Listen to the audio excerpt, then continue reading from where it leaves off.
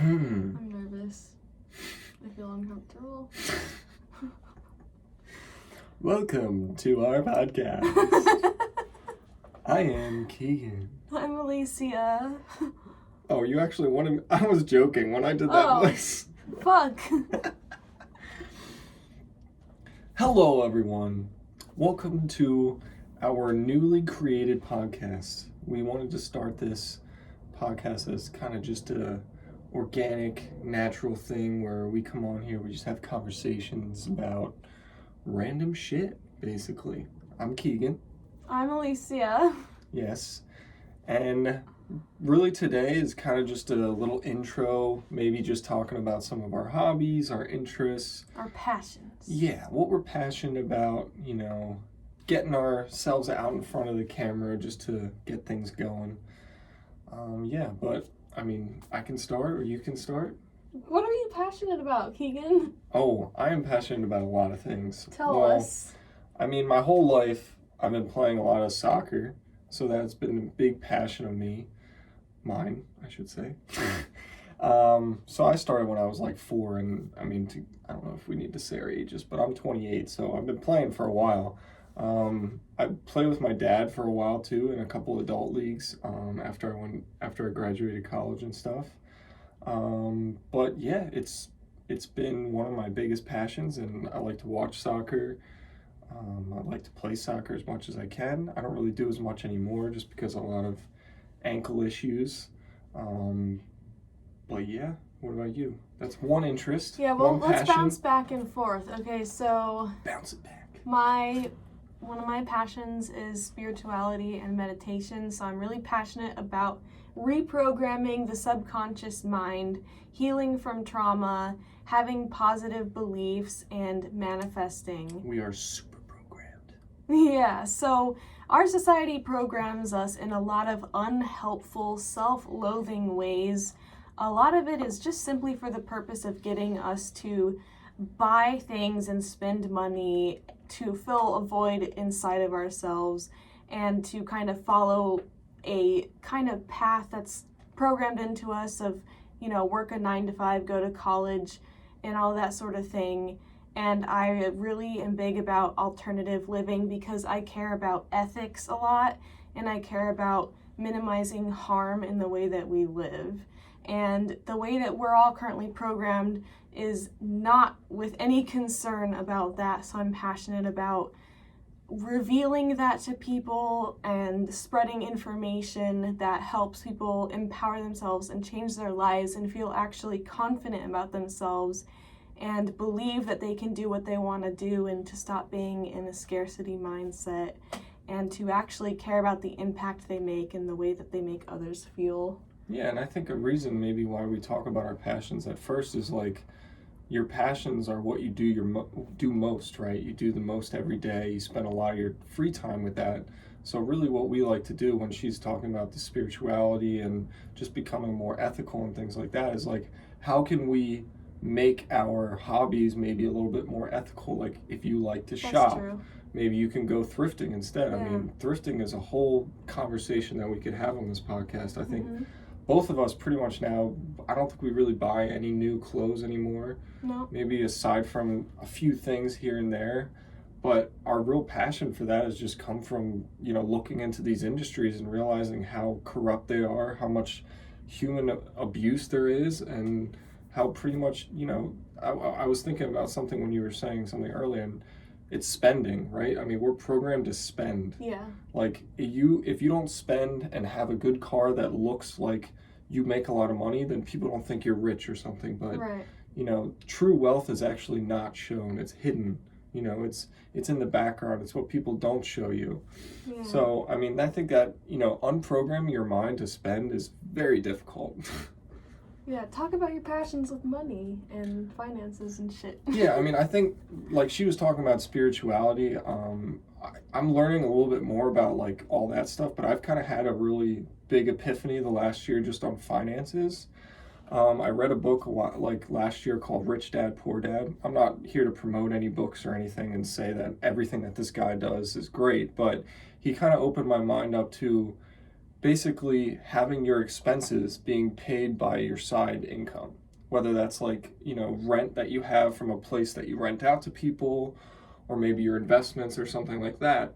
Because then when you do that, when you work your job, then it's all profit. You don't have that, you don't have that hustle and bustle, like she was saying, of working that 9 to 5 job, because then you can truly find something you really enjoy, you enjoy, and you really are passionate about.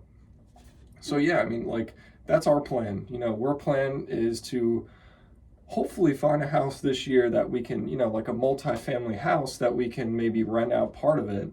And then maybe in a couple of years, we can move out of that house and then rent the full thing. So it's just, you got to start somewhere. So that's really what I've been passionate about lately, is just trying to figure out the best method of doing that. But yeah, I don't know. Do you have anything to say about finances? I don't know Or very any of much your about passions? finances. I just got a bank account the other day for the first time since 2017. Hell yeah. Because High five on that shit. I've been spending the last 4 years doing a deep dive into my soul. I'm privileged and fortunate enough to live with my mom and to have her completely support me. And I took this time, I did try to go to college again for the second time for a year of these 4 years, and I quit again. And a lot of that had to do with finances, because I have student loan debt, and I could not justify continuing to pay because I didn't feel like what I was getting was even half worth the money. But you still did 4 years, right? Maybe you don't have a piece of paper, but that did. doesn't mean you don't learn anything. You learned a lot in those 4 years. Yeah, I was programmed a lot too. That is true. I can appreciate now the things that I learned in art school, but at that time, and it was like the end of 2018 to the beginning of 2019, I had just found spirituality in 2017 and 2018, but I was still very much in the stage of just like, positive attitude and everything is okay, and a little bit of toxic positivity, and I had not worked through any of my traumas yet. So when I was in college again, certain things would happen that would trigger my intense traumas. Like, I had a professor that was abusive and would yell at people, and I had like another professor that was just rude and like kind of controlling, and so I was constantly getting triggered, and that was another reason why I quit, because I was just still not okay, and I was still in my ego a bit, to where I just really didn't like being told what to do, and I just wanted to kind of go against authority. And authority is a big thing there. I think we're kind of taught to just see authority and just blindly follow it when it comes to the police, or like you said, your professors. I mean, I had plenty of professors too that were just not very nice, and you almost just are like, oh, all right, well, I just have to deal with this because this is what college is, or this is what school is. I mean, because they were being like outright disrespectful and abusive verbally, and I don't need to go into the whole story now, but I just believe in speaking up and standing up, and that was the first time in my life I started speaking up for myself and for others. And unfortunately, when I would speak up, the rest of the class would kind of leave me hanging because they were all kind of going along with things, but I just did not feel enriched by that experience. And so I've been, back to what I was saying earlier, the last 4 years I've been meditating like every day. I've been saying spoken affirmations. I've been doing deep shadow work, because I've learned that you have to do, especially if you have trauma, if you've been through any kind of abuse, and I know that there's different levels. It doesn't have to be like the worst abuse in the world. Whatever you've been through, it is valid, and this is not like the oppression or the suffering Olympics.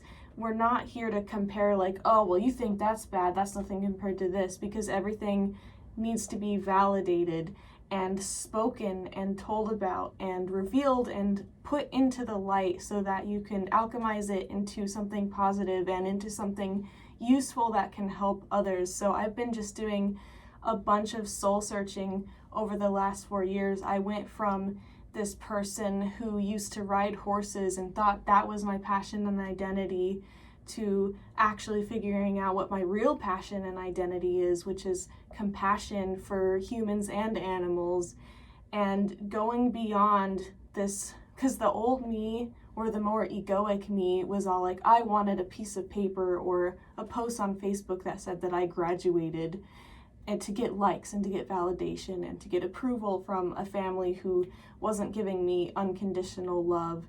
And I've completely changed as a person, and I think people from my past would be just so shocked and not even know who I am anymore because of how much I changed. And so I've spent the last 4 years doing a deep soul dive, and now I know exactly what I'm here to do and what I want to do, and I'm just still healing and unprogramming issues with confidence and things like that. Yeah, and I think what she was saying about, you know, her journey towards, you know, not realizing that like maybe college wasn't right for her, you know, on the other side of the story, I went to college for 4.5 years. I graduated, I got that very expensive piece of paper, but now I'm kind of, you know, a little while ago, a couple years ago, I left my engineering job to give you a little, you know, I went for civil engineering, and I think we kind of both had different paths, but we kind of got to the same end point of that, you know, the education system is broken, and a lot of the things that we're taught really is not really useful. Like what I was talking about with finances,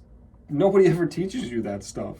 They're just taught you, they teach you to spend and spend and spend, right? And go work for money instead of having money work for you. Yeah. That's what we're trying to do. We're trying to live a life that's more, you know, like the most precious thing we have is time, right? So why don't we use our time effectively and not waste it on something that is just for a paycheck? Like, yes, the money is important, of course. Like, you know, I live with my parents as well. We're both not fully independent. You know, I think we could be, but I think we're kind of planning it to where when we do take that step and we do make that, you know, initial step to buy a house and, you know, maybe rent it out like I was speaking of, we're ready. You know, we fully vetted the process and we really know what we want to do.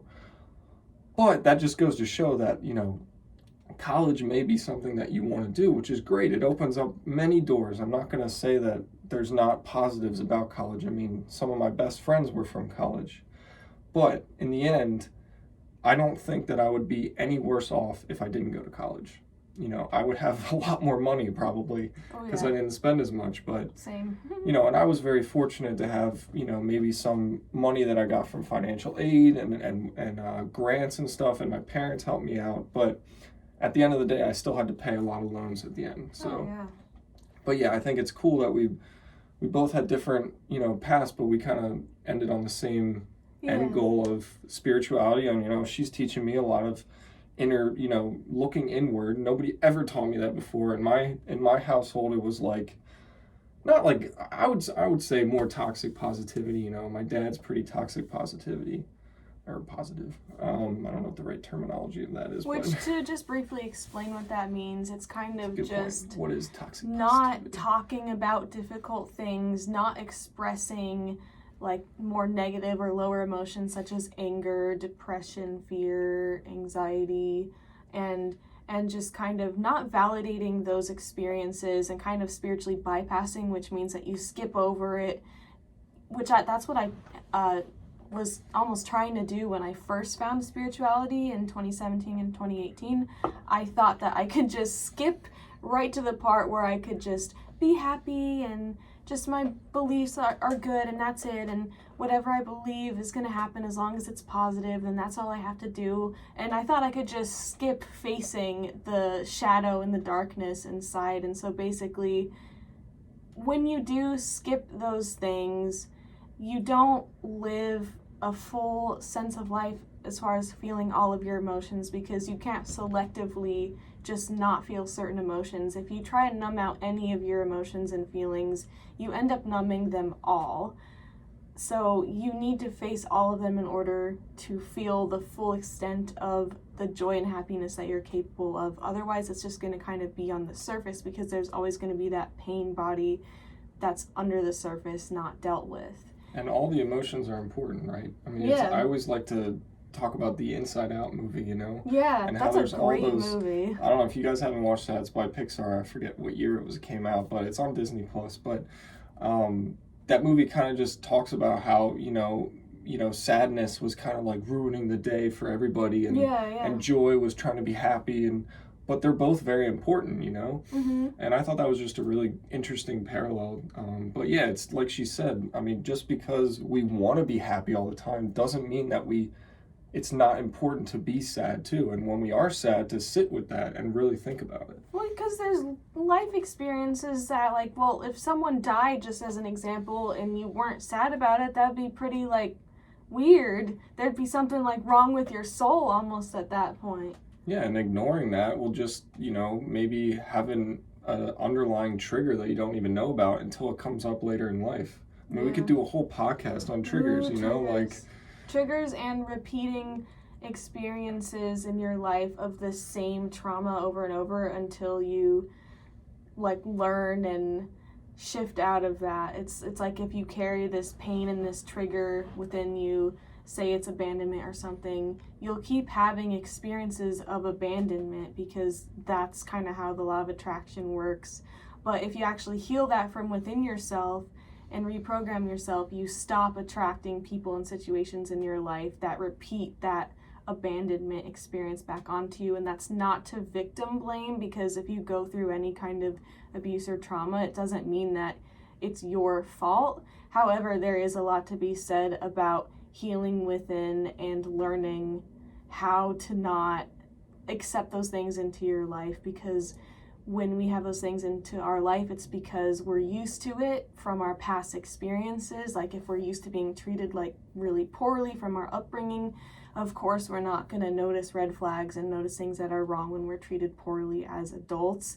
And so that's kind of more of what it is. It's not like anyone manifested their abuse or manifested their tragedy. It's more just learning how to empower yourself of where you go from here. And go ahead. Oh, I was just going to say, my brain's trying to hold on to this point from earlier, but when you were Let talking it out. about, Let's go. with finances, it's kind of like working smarter, not harder, and letting your money work for you, not you working for your money, that you always talk about.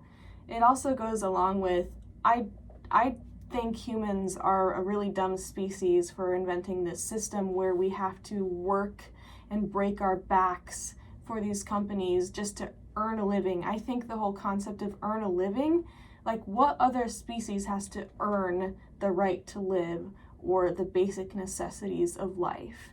That just seems wrong to me, and I don't think that the way that we earn money should have to always be hard or unenjoyable or negative. I don't know. I mean, I know that I don't want to oversimplify people's life situations, because I understand that we come from a place of privilege. I mean, we're white, we live in the United States, but I do believe in taking advantage of the benefits and privileges that you do have and using them for good, though. Yeah, and I think I'll add one thing there. I mean, she's talking about simplifying things. Like, I think we live this expensive life and where we have to pay so much to do things because we complicate things, right? Yeah, I mean, we do. We like we talked about before, we think we have to buy the latest thing, buy the latest car, all this stuff. I mean, how many people, I mean, I'm just one quick example, like leasing a car. Like, I personally don't even think that should be a thing. Like, it's basically just saying like, oh, I want to just get a new car for every 3 years or something. I don't know if that's a great example, but it's the same with phones, There's a plan now with Apple where you can get the new phone every single year. You know what I mean? Like, that creates so much waste. Nobody thinks about that stuff. Everybody just wants that instant gratification. We could do a whole podcast on something that I like to call, well, that isn't what I like to call, but it's called delaying your gratification. Mm-hmm. That is so important. If you can delay your gratification, like if you get up in the morning, you want to get your shit done, clean up and everything, and then if you go and like watch a really cool YouTube video, it's going to be more enjoyable for you because you know that you delayed that and you got what you needed to get done first. Mm-hmm. But that doesn't mean that you can't do happy things in the morning. Like, she starts every day with affirmations, which is fantastic. I think I need to start doing that too. But like journaling is important too, and we've both really gotten into reading again, which is another thing I think we could talk about too. I mean, that's where I've gotten a lot of these ideas about finances, and we read a book called Attached, which was great. to look at, you know, the 3 different types of attachment. Attachment style? Yeah, So I it's know. She can talk attachment about that theory. one. Well, we can talk about that. I want to do an actual episode about that. Yeah, you're right. But We'll just give a brief intro. yeah, Brief so intro. there's the secure attachment style, and there's 2 forms of insecure attachment styles, which are anxious attachment style and avoidant attachment style. And they say a lot about, basically, if you're having troubles in your relationship and it's not an abusive relationship or a seriously just negative situation that you should get out of, and you're just having conflicts, what the conflicts are about are most likely not what they seem to be on the surface. They're probably about different opinions on intimacy. So a lot of times what happens is people who are anxious, which is like you want a lot of reassurance, and you're Close nervous connection. about if the person still loves you or not, and you're always kind of on edge. And then avoidant is when you feel things getting too close or too intimate, you have an instinct to want to get space away from the person, or to become less available to them. And so what common dating advice tells anxious attachment people, unfortunately, is like, oh, well, if they're not available to you, then you're not available to them either, and you just gotta be busy too. Like, just post on social media all the fun you're having without them. But in reality, that's very egoic, surface level things that are not going to actually solve the problem. You have a need for intimacy, and you're being inauthentic to yourself by acting. You're literally acting and pretending as if you don't need them either. And what you actually need to do is just learn how to effectively communicate your needs to the person. And what usually happens is that they'll be able to meet your needs after you communicate them. There's just a lot to be said about effective communication and being true and authentic to your deepest self, and not trying to come off a certain way. Or like a big one is like, oh, don't act too interested, don't act desperate, act like you don't even need them, which there is a lot to be said about. You know, you should have a mindset of like, okay, well, if I'm dating, I'm going to be happy either way. I'm going to be happy whether I'm single or with someone, and they're not going to be the make or break of my existence. I'll be happy either way, whether they like me back or not, of course. But the reality is, when you do get into an actual relationship, the other person is responsible to an extent for your happiness and well-being, and they need to know up front and right away what are the things that are not okay for you, and what are the things that hurt you, so that they don't do them, because it's just the reality of how it is. There is an attachment that is formed, and, you know, that's basically the book. Yeah, and I mean, we don't want to go into it too deep in this episode. This is kind of just, you know, yeah, overall I talked about that too much, but whatever. It's okay. You're passionate about it. It's one of her passions. But yeah, I mean, it's just, you know, I mean, it's just more being aware and living your true self, you know, like all these people are on Instagram just posting about a life that you don't know if it's real. Highlight reel. Yeah, I mean, it's like a highlight, like you said. I mean, it's not authentic to them, but really getting back to like what we're talking about, spirituality and things like that, like what we really think is important is like, you know, filling up your own cup before you can help everybody else. Like really thinking about the issues that you have. Once you get those fixed, then helping other people is really easy. It's like, to be a good teacher, you have to figure out what figure out your thoughts on that topic and things like that. And to become a good teacher is really, really difficult for a lot of people, and for me too. I mean, but if you know, if you're talking about things that you're passionate about, it's pretty easy, right? I mean, she could talk about spirituality all the day. I could tell you about soccer all day. You know, I love rock climbing too. Like rock climbing is huge on me. I could talk about that stuff all day. But yeah, I mean, I don't know what else I have one point that is also lingering in my brain from earlier. Lingering. Do we know why we're here as humans? Like, nobody really knows. There's a lot of theories. You know, there's people that have put people under deep hypnosis and asked them, like, why are humans here? And they've given answers, and I won't get into all of that. And then there's religious beliefs and whatever. but nobody really can say with 100% certainty with here's all the evidence, why are humans here?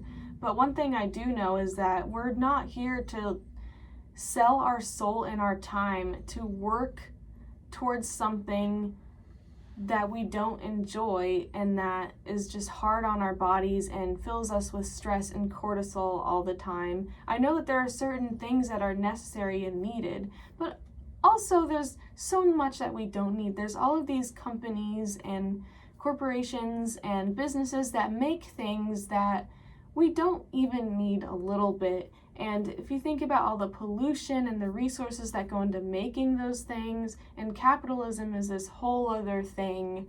That we could talk about a lot. Yeah, definitely. Yeah, but it's like, sorry, I just want to say one thing. It's like, they not only, like, we don't know if we need those things, we have to be convinced we need those things. And that's what marketing is, pretty much, right? I mean, it's like, nobody needs 3 cars, you know, or something. I mean, maybe you do, I don't know, but I don't know, need is a very strong, it's very subjective word. Yeah, we're very confused about what we actually need and what we don't. I mean...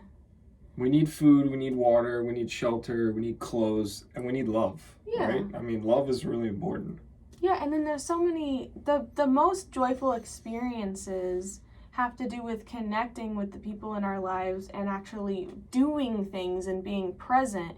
And most of those things that we can do don't cost very much money, if any. And putting that phone down and actually, you know, maybe not living through the camera, right? Everybody has this thing of like FOMO and like, if I don't record it, it didn't happen. But like, I mean, we've been on a couple road trips now we could talk about that later, but and some of the best times we had were when our phones were away from us and we were just truly experiencing life. Like, that's what you need to do. I mean, you know, people back 100 years ago didn't have phones and they enjoyed their lives too, right? I mean, there's no studies probably to show that people are more happy now just because we have all these technologies. Maybe we're more unhappy, actually. Well, yeah, I think people are all just under a spell of not knowing what they should prioritize and what's important and what they need. And... yeah, and that's what this has been about, right? This talk today has been the unprogramming that we've done to really think about what is important, you know? And I've always, all my life, when I've gotten up ass crack early for school, even ass crack early? Middle school, I've never heard that would just think, like, why am I doing this? What is the point? What would actually happen if I just never showed up again? What would actually happen if I never participated in society? You know, I think that we feel so obligated to do so many things that actually nothing bad would happen if we didn't do those things. Like, I've thought about that my whole life. I've always thought, like, is this necessary? Does this have a point? I'm really big into things having a purpose.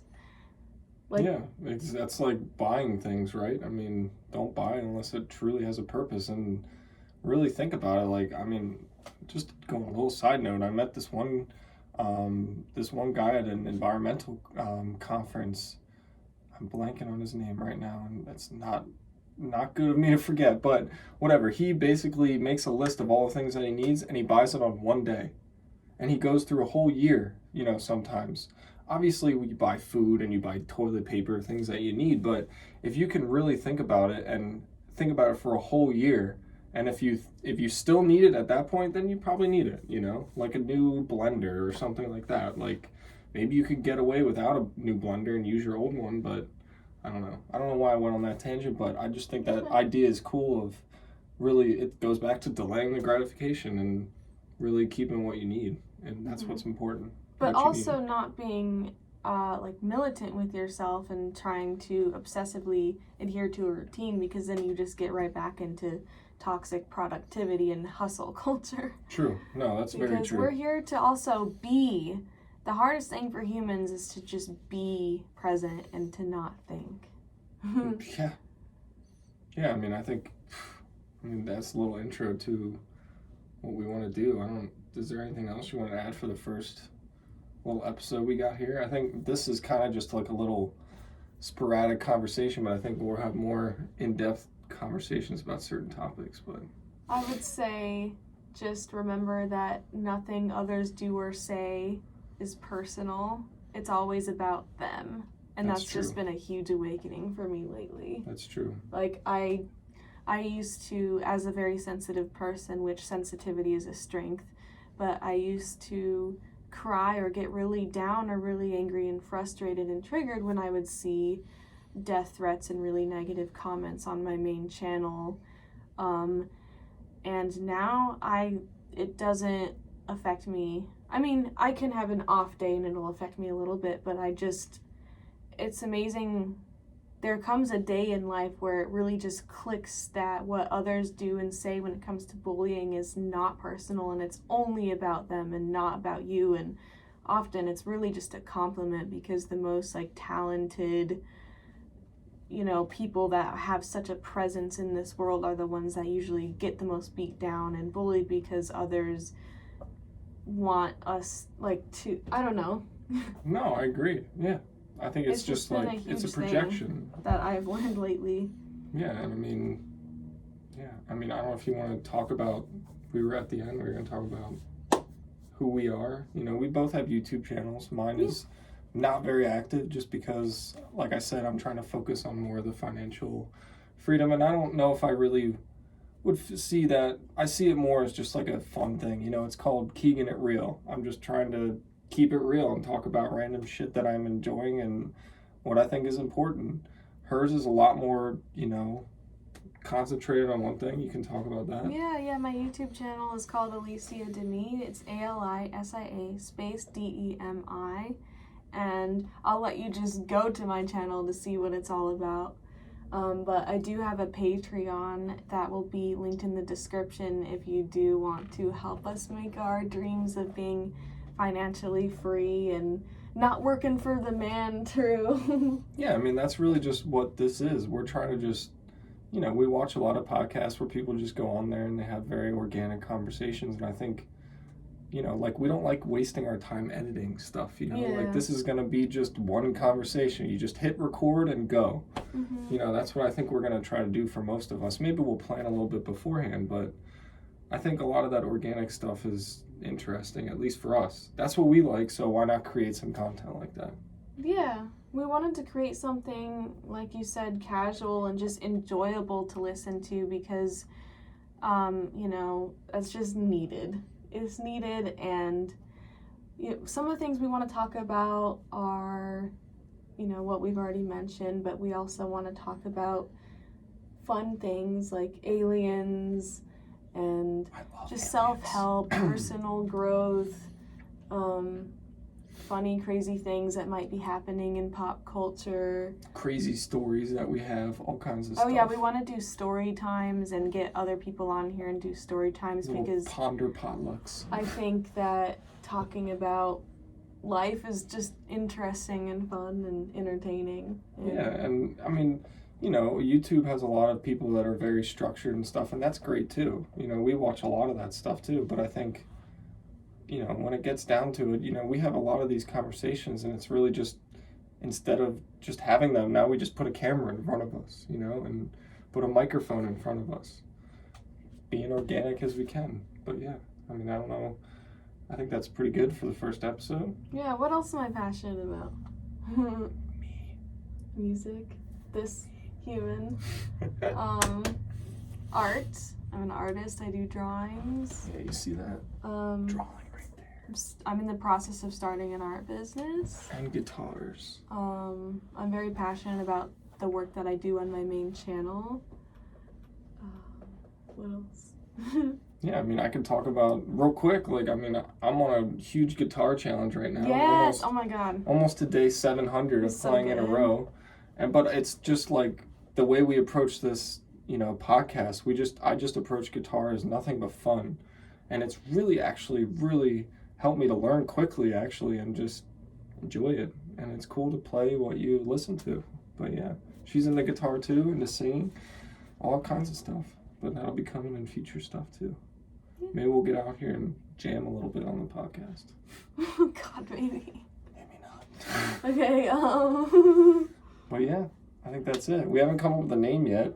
Yeah. I don't know. We'll come up with something. Oh, and please leave requests for topics. Yeah, and comments on what we've talked about today, what you guys liked about it, and what we should. It's like basically deep life chats. Yeah. Deep life chats. Deep, entertaining, hopefully life chats. Hopefully entertaining. Okay. Well, thank you so much for listening. Thank you so much for listening all the way to the end. I love you for that, and yeah. hope you have a beautiful day. Yep. And I've been Keegan. Check the description link, and I've been Alicia, I guess. I don't know what I was trying to do there. All right. Peace. Peace.